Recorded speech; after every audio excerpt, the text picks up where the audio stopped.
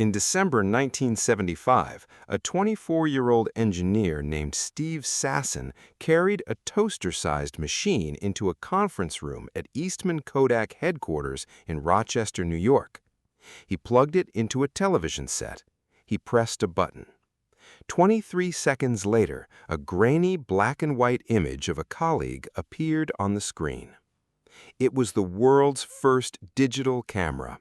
Sasson had built it from scratch, alone, in a basement lab, using a part nobody at Kodak thought had a purpose. The executives in that room ran the most profitable photography company on Earth. They controlled 90% of American film sales.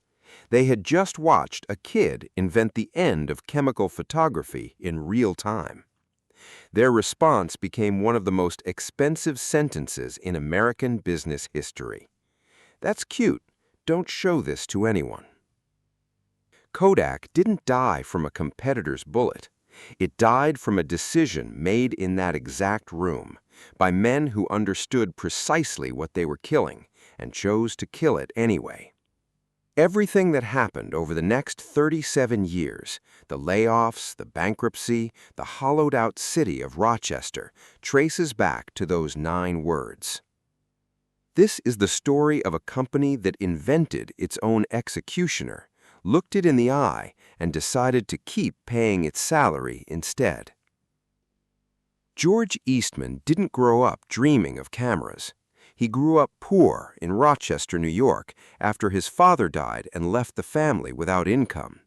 At 14, Eastman quit school and went to work as an office boy. There was no inheritance, no mentor, no safety net.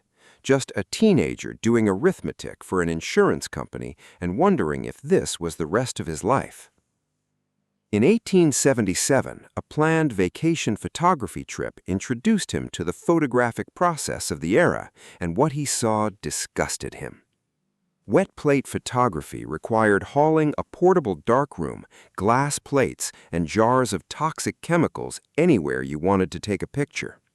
Coating, exposing, and developing a single plate had to happen within minutes, in the field, by hand. It was less a hobby than a chemistry expedition. Eastman thought, "This is stupid. Someone should fix this." He spent 3 years teaching himself emulsion chemistry at night in his mother's kitchen while working his day job. He failed constantly. He kept going anyway. By 1880, he had a dry plate formula that worked, and he quit the bank to manufacture it. That restlessness, the refusal to accept this is just how it's done, was the entire engine of Eastman's career. It built flexible roll film in 1884.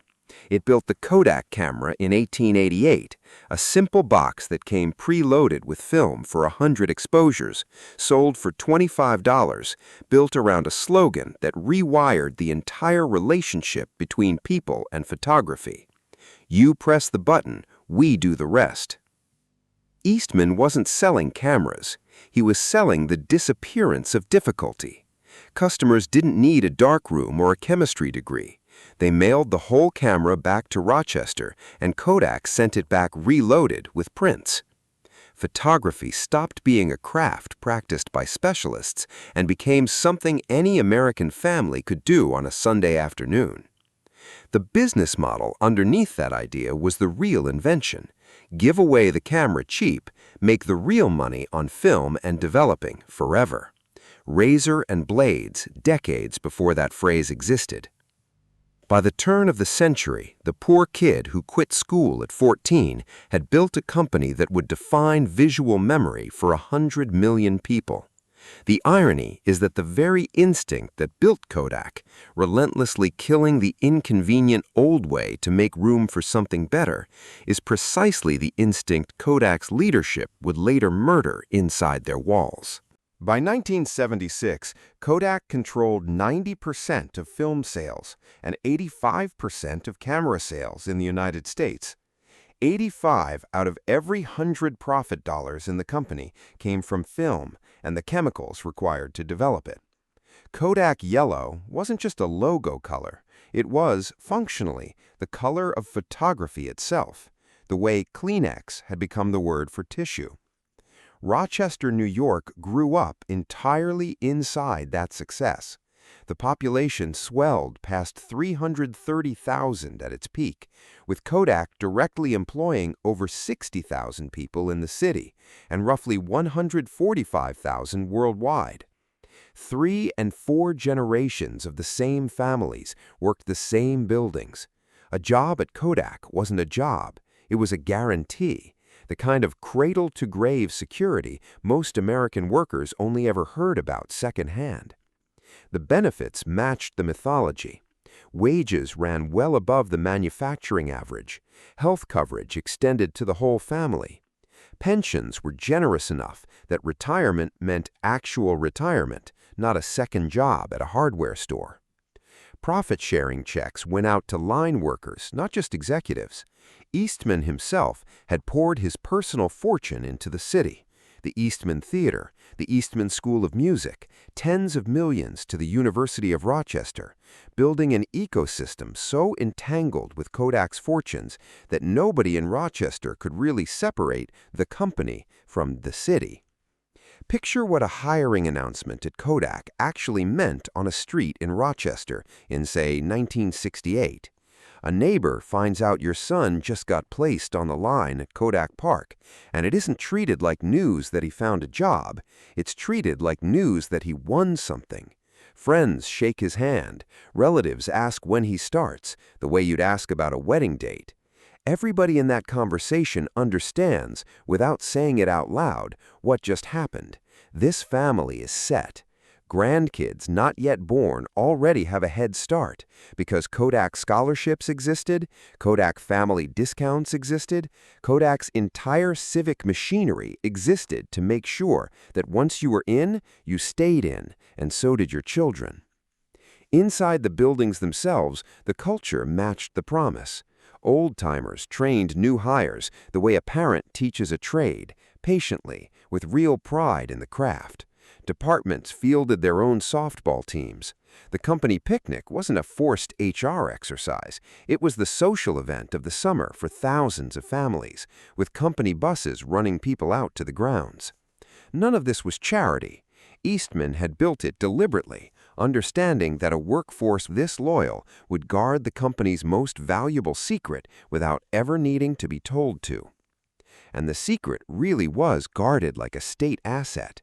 The exact chemistry of Kodak film was compartmentalized so thoroughly that no single employee outside a handful of senior chemists understood the complete process. A technician running the coating line in one building had no clear picture of what happened in the lab 3 buildings over. New hires signed confidentiality agreements that didn't expire when they left the company. They expired when the person did. It worked. For nearly a century, nobody outside Rochester ever managed to replicate Kodak's formula with the same fidelity, and the company's market share reflected exactly that. This is the part of the story every Kodak retrospective gets to easily, because it's the comfortable part. Big company, golden age, beloved hometown employer. What almost nobody captures is exactly how much technical firepower Kodak was sitting on by the mid-1970s, and how directly that firepower pointed at their own heart. Steve Sasson was not trying to destroy his employer. He was a junior engineer handed a vague assignment in 1974. Find something useful to do with a charged coupled device, a new type of sensor. Light-sensitive chip nobody at Kodak had a real use case for yet. Most people treated CCDs as a lab curiosity. Sasson treated it as a question. What if a camera didn't need film at all? He built the answer himself, mostly alone, scavenging parts from across the company. A movie camera lens, a portable digital cassette recorder, a CCD sensor, and code he wrote himself for the still new microprocessors of the era. The final device weighed 8 pounds. It recorded 10,000-pixel black-and-white images onto a cassette tape and needed a television to display anything. Each photo took 23 seconds to capture. It was clumsy. It was also unmistakably a working camera that used no film, no chemicals, and no darkroom. Sasson requested a meeting with senior management to demonstrate it. Picture the room itself for a second, because the geometry of it matters. On one side, a 20-something engineer a few years removed from grad school, wheeling in a homemade contraption with wires running out the back, plugging it into a television set because the device had no screen of its own.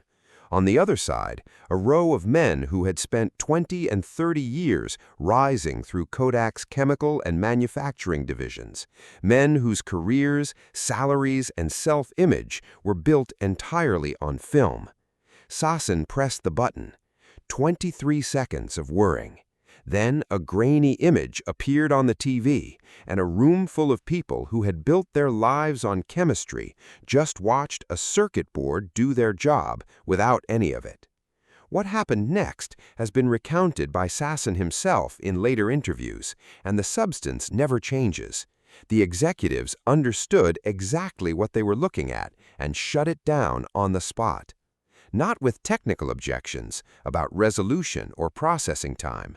Those would have been fair criticisms of an 8-pound prototype that took 23 seconds per shot. Instead, the response was a dismissal. Cute. Don't show this around. This is the detail that separates Kodak's story from a normal tale of corporate slowness. They didn't see digital photography coming. They watched it get built in their own basement, by their own engineer, using their own company's resources, and made an explicit, conscious decision to suppress it. The math behind that decision wasn't insane. It was, in the narrowest sense, rational. Digital photography eliminated the film and chemical processing that generated 85% of company profit. A camera that needed no consumables wasn't a product extension. It was a guillotine aimed at the only business Kodak actually had. One executive is reported to have asked the question that effectively became company doctrine for the next 2 decades. Why would we cannibalize ourselves? Kodak's leadership answered that question by choosing not to. They filed patents to protect the underlying technology so nobody else could simply take it, and then did almost nothing with it. A small digital research group was allowed to continue, starved of resources, treated as a side project rather than the future. Engineers who improved film stock got promoted into leadership. Engineers working on digital sensors got quietly rotated onto other assignments. The signal traveled through the entire organization without anyone needing to write a memo. This is not where your career goes. They had the patent, they had the engineering talent, they had a global brand and a distribution network that touched nearly every drugstore and camera shop in America. They had every single ingredient required to own the digital photography industry the way they had owned film. They chose not to use any of it, because using it meant admitting their own empire had an expiration date. And so, the most consequential invention in the company's second century sat in a drawer, patented but unspoken, while the executives who buried it told themselves and each other that they had a decade or two before it mattered. Confidence has a half-life, and through the 1980s, Kodak was still cashing in on decades of accumulated trust, even as cracks opened underneath it. The first crack came from Japan. Fujifilm, long dismissed as a regional player, pushed aggressively into the American market with film that matched Kodak's quality and undercut its price by 20 to 30%. For consumers buying film a roll at a time, every vacation, every holiday, every roll of birthday party photos, that price gap added up fast, and it gave an entire generation of casual shooters a reason to reach for a different yellow and green box on the drugstore shelf instead of Kodak's familiar one. Then, in 1984, Fuji landed a wound that was more symbolic than financial. It became the official film sponsor of the Los Angeles Olympics, held on American soil in Kodak's own backyard, after Kodak failed to secure the sponsorship itself. Billions of viewers watched Fuji's logo dominate an American summer, while the company that had defined American photography for a century watched from the sidelines. It is hard to overstate how that must have felt inside Kodak's Rochester offices, the national pastime of capturing memories happening at a global event hosted on home soil, branded by somebody else. Kodak's actual response is more revealing than the loss itself. Rather than sharpening its product or its pricing, the company filed a dumping complaint with the U.S. government, asking Washington to fight a market battle Kodak didn't want to fight itself. The complaint went nowhere. Fuji kept gaining share. The pattern was becoming familiar. When the market changed, Kodak's first instinct was to ask someone else to make it change back. Meanwhile, digital technology was creeping out of the lab in pieces nobody at Kodak's top tier seemed willing to assemble into a single threat. In 1991, Kodak itself released the DCS-100, a professional digital camera built around a modified Nikon body, priced at $13,000 and aimed narrowly at photojournalists. It was treated internally as a curiosity, not a roadmap. Proof that Kodak could build digital hardware when it wanted to, immediately filed away as a niche product rather than a strategic pivot. Sony, Apple, and Casio were releasing consumer-grade digital cameras of their own by the mid-1990s, crude, low-resolution, but improving fast, and critically not dependent on film at all. Then came the moment that turned a slow leak into a flood: the Internet. Once digital images could be emailed, uploaded, and shared instantly, the entire value proposition of photography shifted away from physical prints and toward speed and connectivity. Younger consumers who'd grown up with computers didn't care that film theoretically produced richer color. They cared that a digital photo could reach a relative on the other side of the country in under a minute for free, without ever visiting a drugstore counter. Canon, Nikon, and Sony read that shift correctly and poured resources into sensors, processors, and interfaces. Kodak's internal culture, still built around film engineers as the company's aristocracy, kept repeating a set of assumptions that had calcified into doctrine. People want prints, not pixels. Digital will never match film's quality. We have 10 to 20 years before this becomes mainstream. These weren't fringe opinions whispered by a few skeptics. They were the working consensus inside the rooms where Kodak made its biggest decisions, repeated so often by so many senior people that disagreeing with them started to look like a career risk in itself. Every one of those assumptions was wrong, and the market didn't wait for Kodak to notice. Film market share slid from roughly 70% in 1995 to 60% in 2000 to 40% by 2005, a steady, visible bleed that anyone reading the sales charts could track in real time. The men running Kodak weren't blind to the numbers. They were unwilling to act on them, because acting on them meant admitting that the room in 1975 had made the wrong call, and that, admitting it now, would cost them the only business they knew how to run. While Kodak's executives debated how slowly they could afford to change, the company's century of film chemistry was leaving a separate, quieter casualty behind: the land itself. Manufacturing film at industrial scale required enormous volumes of solvents, heavy metals, and other hazardous chemicals, and for much of the 20th century, Kodak's primary disposal method for wastewater was the Genesee River, which still carries elevated contamination in its sediment today. In 1994, the Environmental Protection Agency designated Kodak's sprawling Rochester manufacturing complex a Superfund site, placing it in the same federal category as some of the country's most dangerously polluted industrial locations. Cleanup costs ran into the hundreds of millions of dollars, money that, in another version of this story, might have gone toward the digital research division Kodak kept starving instead. It's a detail worth knowing because it shows that Kodak's failure wasn't purely strategic blindness. The company was capable of enormous technical achievement and equally enormous institutional carelessness, often inside the same buildings, often in the same decade. But the pollution wasn't what killed Kodak. The decision in that 1975 conference room is what killed Kodak. The Superfund designation was just confirmation that this was a company increasingly unable to look honestly at the consequences of its own choices, whether chemical or strategic. By 2000, Kodak's leadership could no longer pretend the threat was theoretical, and the company finally announced what amounted to a full pivot toward digital.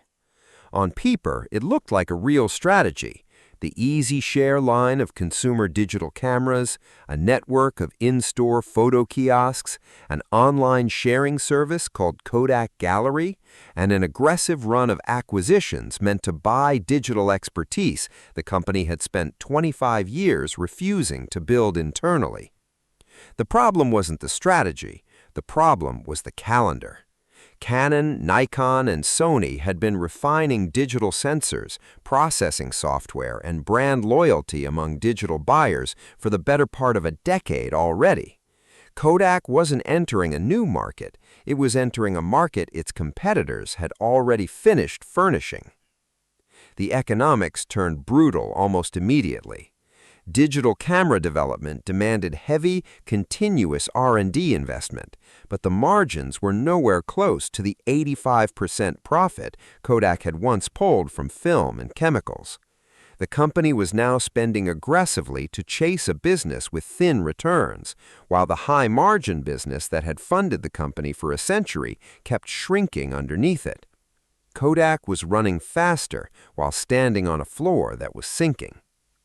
The layoffs started in 2003 and 2004. 15,000 jobs cut globally, with Rochester absorbing the heaviest share. Then came an external shock nobody inside the company had modeled correctly: the camera phone. Once Nokia and Samsung put workable cameras into ordinary mobile phones, the standalone point-and-shoot digital camera market, the exact segment Kodak had bet its comeback on, began collapsing in turn. In 2007, the iPhone arrived, and it didn't just add a camera to a phone, it built an entire ecosystem around taking a photo, viewing it, editing it, and sharing it without ever touching a separate device. Kodak had no smartphone technology, no software ecosystem, and no credible answer. Easy Share cameras, marketed as cutting-edge just a few years earlier, suddenly looked like artifacts from a previous era. The layoffs that followed were relentless and compounding. Thousands more cut in 2007, in 2008, in 2009. By 2011, Kodak's global workforce had collapsed from a peak of roughly 145,000 to just 17,000. In Rochester alone, employment fell from 60,000 to around 7,000. The financial statements tracked the same freefall: a loss of $136 million in 2005, $676 million in 2007, $258 million in 2011, while Kodak's stock price, which had traded near $90 in the 1990s, sank below $2. In a last bid for cash, Kodak turned to the one asset that had never lost its value: the patent portfolio built around Sassen's original 1975 invention. The company negotiated with the very firms now dominating digital imaging and mobile photography: Apple, Google, Samsung, hoping licensing fees might buy enough time to survive. The sale generated real money. It wasn't close to enough. Kodak filed for Chapter 11 bankruptcy protection on January 19, 2012. For a company that had been functionally synonymous with American photography for over a century, the filing landed less like ordinary business news and more like a small national shock. The numbers behind the filing were staggering in their own right.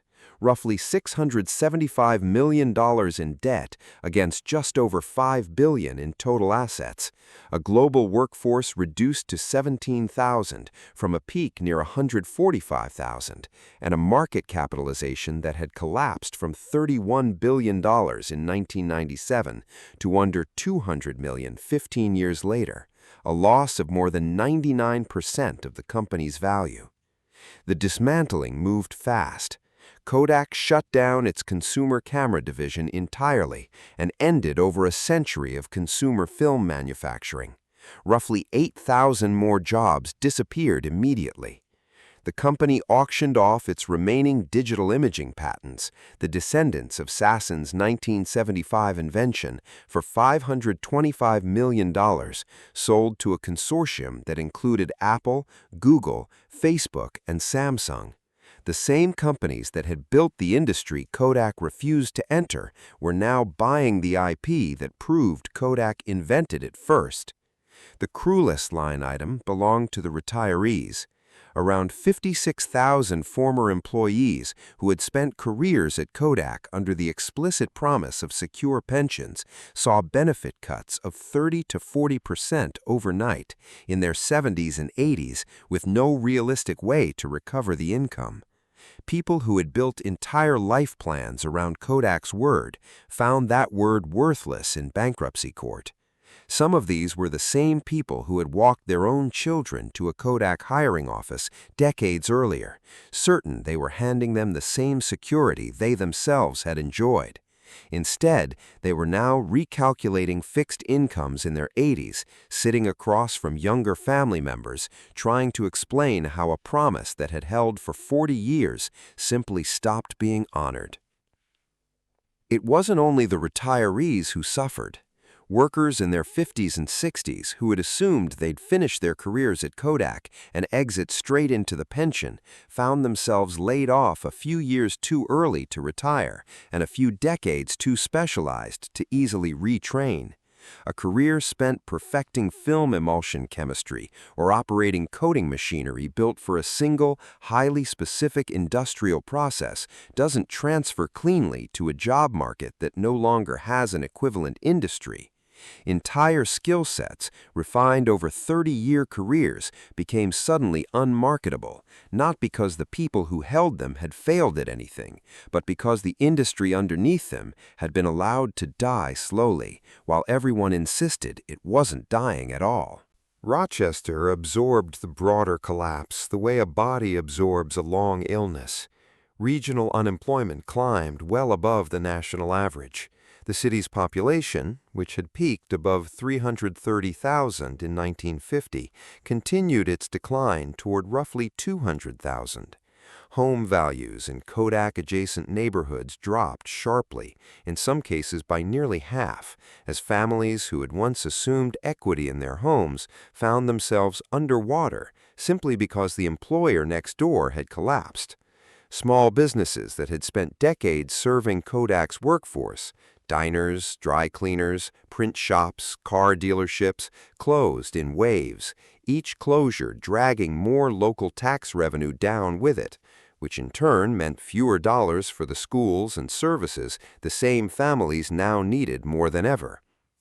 Kodak emerged from bankruptcy in September 2013 as a dramatically smaller commercial printing and specialty film company, employing a few thousand people worldwide. It still exists today. It is not, in any meaningful sense, the company George Eastman built. Drive through what used to be Kodak Park today, and you're driving through an industrial ruin with a brand name still bolted to the gate.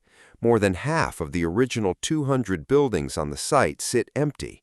Machinery that once ran 3 shifts a day stands frozen mid-process behind broken windows. The complex was sold off and rebranded Eastman Business Park, repositioned as space for small tech firms, logistics companies, and startups. but the new tenants occupy only a fraction of the available square footage, leaving the rest to slowly fall apart. Inside one of those buildings, somewhere among the stripped fixtures and broken glass, sits the lab where Steve Sasson built the first digital camera in 1975. Nobody marks the spot. There's no plaque. The invention that could have made Kodak the dominant imaging company of the 21st century was created and buried in the same anonymous room, and now the room itself is abandoned along with everything else. Rochester has spent more than a decade trying to build an identity that doesn't depend on a single employer. The University of Rochester is now the region's largest source of jobs. A small cluster of optics and photonics startups has formed around the technical expertise Kodak left behind, even if it employs a fraction of the people the old company once did. None of it has replaced what was lost, and city officials largely admit nothing fully will. The damning image isn't a closed factory, it's the patents. The digital camera technology Kodak invented first, buried for fear of self-cannibalization, and finally auctioned off in bankruptcy, ended up in the hands of Apple, Google, and Samsung, the exact companies that built the industry Kodak was too afraid to enter. Kodak's collapse gets filed correctly under the innovator's dilemma, the pattern where a dominant company fails specifically because it's too profitable from its old business to risk it cannibalizing it with a new one. But the cleaner, harder truth is this: Kodak didn't see the future, it built the future in 1975 in its own lab with its own engineer and its own money. Then a room full of executives looked directly at it and decided fear was a better strategy than courage. That single decision metastasized over 30 decades into 17,000 jobs from a peak of 145,000, into a city that lost a third of its population, into 56,000 retirees whose pensions were gutted in bankruptcy court, into a 130-year-old company reduced to a footnote selling specialty film to Hollywood directors chasing nostalgia. Other companies would walk the same road in the years that followed. Blockbuster dismissing Netflix as a mail-order niche, Nokia clinging to hardware while smartphones rewired the category around software, Borders watching Amazon build an empire out of the exact retail space Borders refused to enter online. The names change, the mechanism doesn't. A company invents or recognizes the thing that will replace it and chooses comfort over disruption, because disruption is expensive and comfort, for a little while longer, is free. George Eastman built Kodak by refusing to accept this is just how it's done. He looked at wet plate photography, decided it was needlessly miserable, and spent 3 years in his mother's kitchen inventing something better. The company that carried his fortune into the late 20th century inherited his fortune and his factories, but not his nerve. When their own engineer handed them the future in a basement camera built from spare parts, they did the one thing George Eastman never did in his entire career. They looked at something better and chose to protect the old way instead. If this story made you think, you know what to do. Hit subscribe and don't miss the next one.